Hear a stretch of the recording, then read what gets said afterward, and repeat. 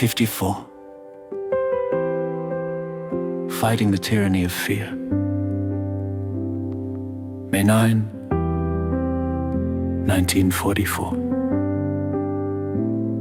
My German friends.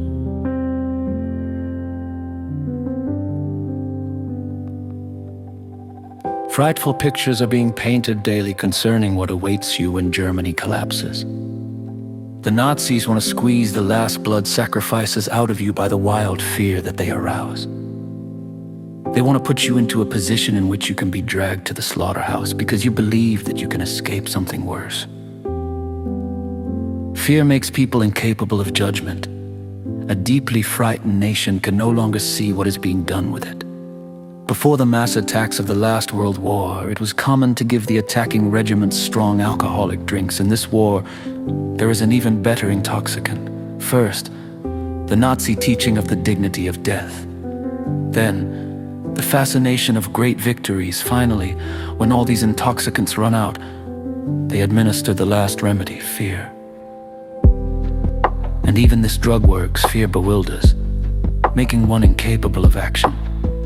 Fear sees the disaster approaching and stares at it as the victim stares at the snake. If the German people would awaken out of its stupor of anxiety, it would ask itself, anxiety? About what?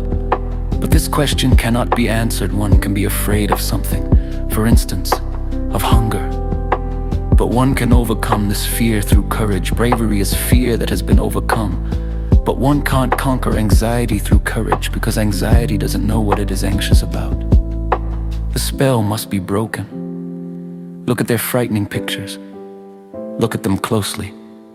Soon things will lose their terrifying quality and become absurd. There is one frightening picture, called the enslavement of the German people.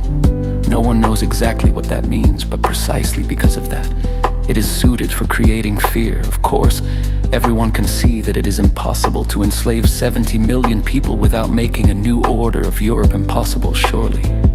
You yourselves have learned what kind of burden the enslavement of foreign laborers is. That the victorious nations will voluntarily impose such a burden on themselves is senseless. It is a false fear phantom. And there is another fear phantom called the Bolshevization of Europe. No one knows how that is supposed to happen, if the Allied nations don't want it to happen. It is an empty fear. Even Russia doesn't want a European Bolshevism.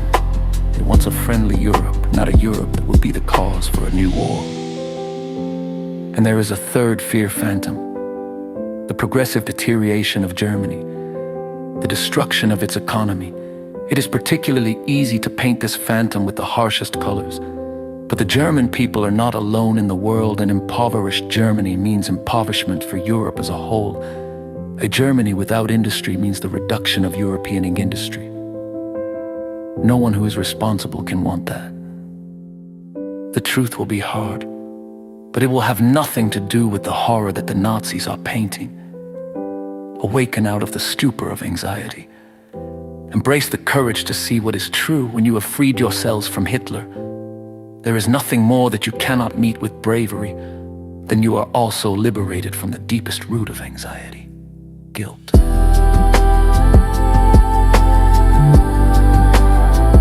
Wake up and see how you are being led to the slaughter.